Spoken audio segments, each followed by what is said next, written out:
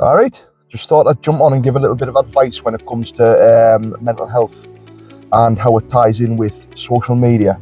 Now, social media in this day and age is geared heavily towards algorithms and showing you things that the algorithm has decided that you need to see.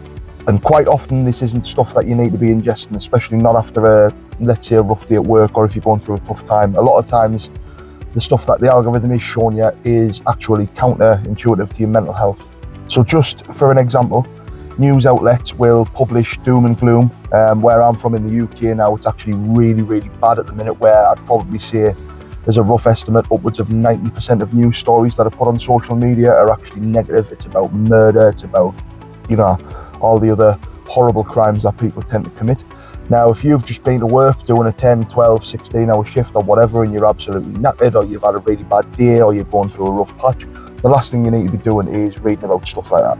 And the problem you've got is the more you scroll, the more you ingest this stuff and digest this stuff and this content, is the more that the algorithm's going to start spitting it out.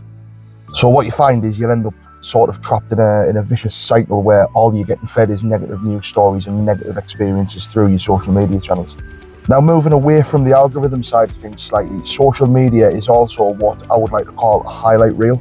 Now, what I mean by that is, aside from maybe a handful of people who will tell it how it is and show you what is actually going on in their life, nobody, and I mean next to nobody, is going to be putting stuff on their Facebook, on their Instagram, on the YouTube, on the whatever, to show their life in a negative light. The guy who you went to school with, who's got a Range Rover, top of the line, got a Gucci suit, he's out every weekend, looks like he's having the time of his life. Do you think he's going to put on the Monday morning when he's on a come down, or the Wednesday night when he's sat in tears because he's suffering with depression? Nah.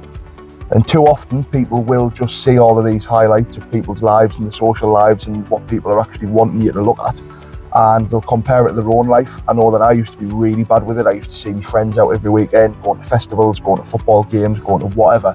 And I used to sit there and feel really, really low and down and in the dumps about things, because I thought my life was really, really bad and theirs was really, really good.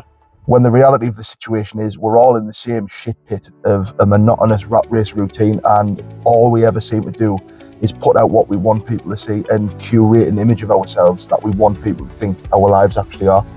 What we're not doing is showing you when we're struggling, which is why I've made this channel, made the Instagram, made whatever, so that I can hopefully document that everybody is very much in the same boat and that you don't have to suffer alone.